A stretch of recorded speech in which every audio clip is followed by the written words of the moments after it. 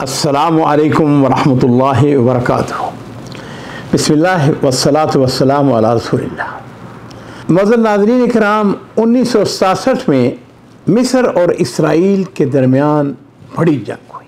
मिस्र जो है लड़ाई के लिए तैयार नहीं था, इसराइल ने उसके ऊपर हमला कर दिया और जिस तरह के जंगों में होता है दोनों तरफ से फ़ौजी नुकसान हुआ, बहुत सारे मिस्री फ़ौजी शहीद होते हैं।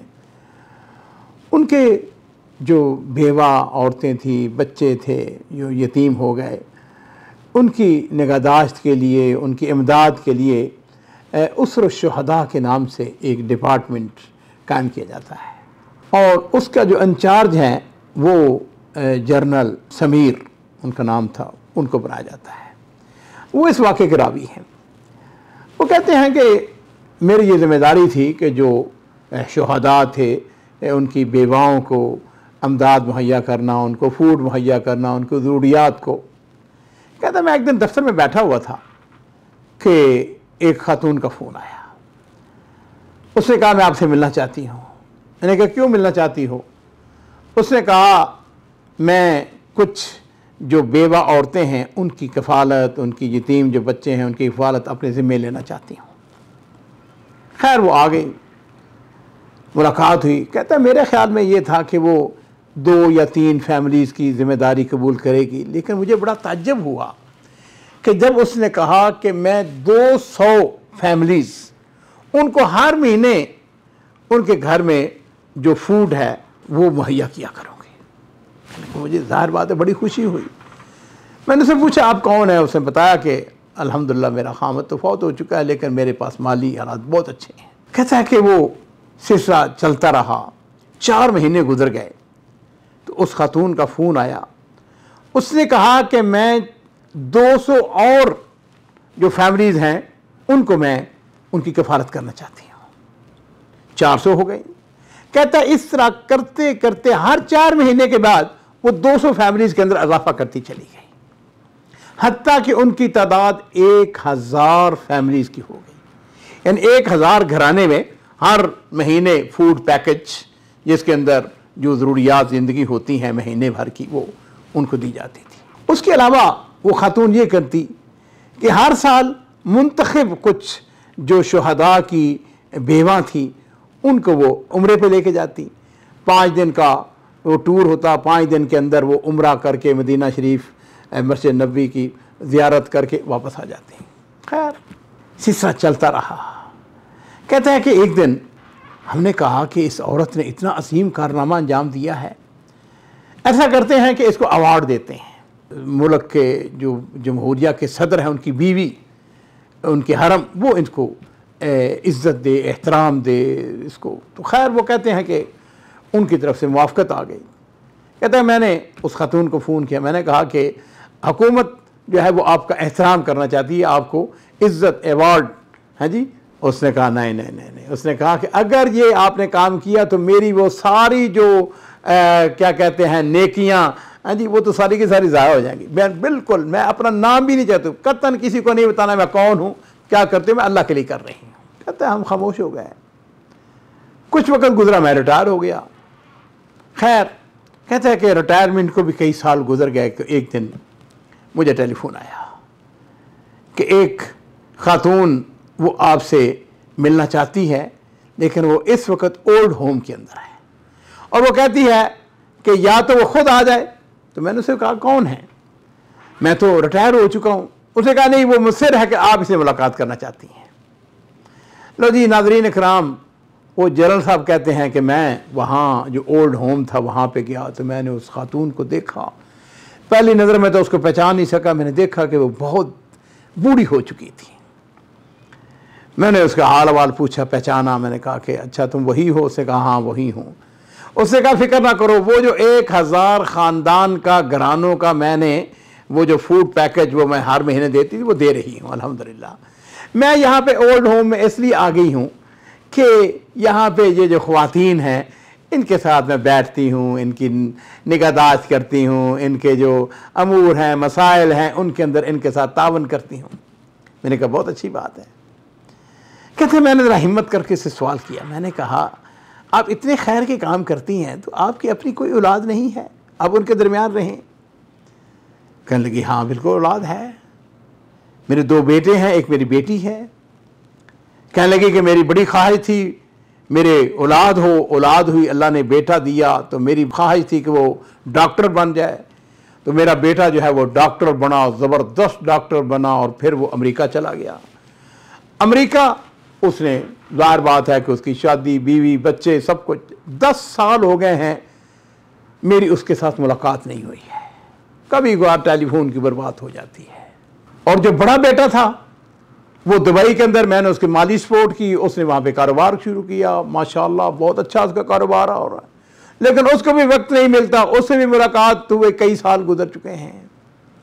एक मेरी बेटी है जो कि अस्कंदरिया में ब्याही हुई है, वो तकरीबन वहाँ से 300-400 किलोमीटर के फासले पर रहती है। तो उसकी कैफियत यह है कि वो अपने घर में अपने खामद के साथ खुश है, उससे भी कई साल हो गए मुलाकात नहीं हुई। कहता है मुझे बड़ा ताज्जुब हुआ, मैंने टेलीफोन नंबर लिए उनके, मैंने कहा मैं उनसे खुद बात करता हूँ। कहता मैंने तीनों को फ़ोन किया। मैंने कहा तुम्हें क्या हो गया है, तुम्हारी माँ जो है वो तुम्हारे लिए तड़प रही है और तुम्हें, और बस सब्र है उनका कि आपकी बड़ी मेहरबानी, हमें पता है हमारी माँ माशाल्लाह कहीं ज़्यादा हमसे अमीर है, दौलतमंद है, उसको माली तौर पर तो कोई प्रॉब्लम है ही नहीं, उसके बाद नौकर चाकर, हाँ जी, सब कुछ उसको जो ज़रूरियात है उसके पास मौजूद हैं। कहता है मुझे बड़ा अफसोस हुआ। बहरहाल वक़्त गुजरता चला गया और कहता है कि एक दिन फजर के बाद मैं अपने घर में बैठा हुआ था कि मुझे ओल्ड होम जो है वहाँ से टेलीफोन आ गया। उन्होंने कहा कि वो अजीम खातून है वो फौत हो गई है। कहते हैं मैं जल्दी से उसके पास पहुँचा। खैर वो कफन दफन कब्र उसका एहतमाम करने के साथ साथ मैंने उसके दोनों बेटों को फ़ोन किया, उसकी बेटी को फ़ोन किया। अब ज़रा जवाब सुनिए। अमेरिका वाला जो था उसने कहा कि बात यह है जनरल साहब कि मैं इतनी दूर बैठा हुआ हूँ, मेरी कोई पहले से अपॉइंटमेंटें हैं, मैं डॉक्टर हूँ वगैरह वगैरह, आप ऐसा करें हमारी वालदा को दफना दें। जो दूसरा बेटा था दुबई वाला उसको फ़ोन किया, उसने भी कहा कि जी मैं तो पहले से मेरे कुछ कारोबारी अमूर ऐसे हैं मैं उनको छोड़ नहीं सकता हूँ, तो आप हमारी नियाबत करते हुए आप उसको दफना दें। बेटी को फ़ोन किया, बेटी तो मिस्र के अंदर रहती थी।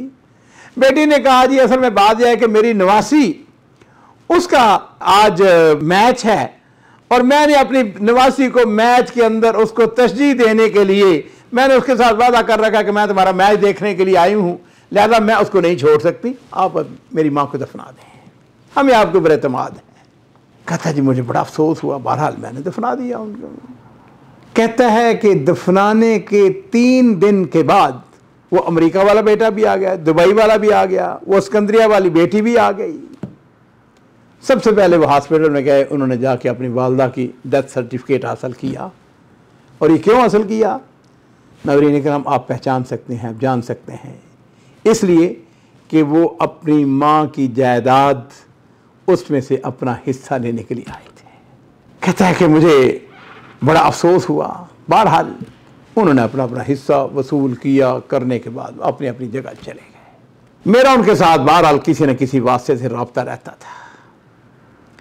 कुछ अरसा गुजरा, जो अमेरिका वाला बेटा था वो वापस आ गया। मैंने पूछा मुलाकात हुई, हाँ भाई क्या हालात हैं?